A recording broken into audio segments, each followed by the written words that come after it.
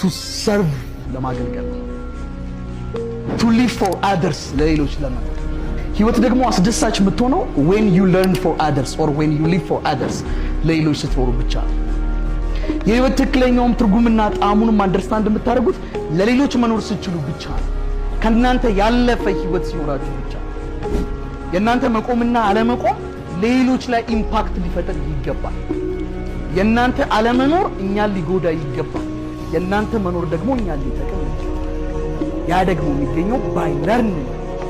በመማር እንጀራውን ለመሸጥ ጥሩ ምላስ ካላችሁ በቂ ነው እንጀራውን ለመጋገር ግን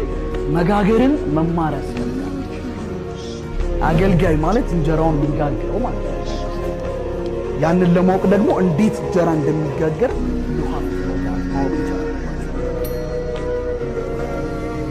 ህይወት እንዴት አስደሳች እንደሆነች እንደግራችሁ አልችልም ለሌሎች መኖር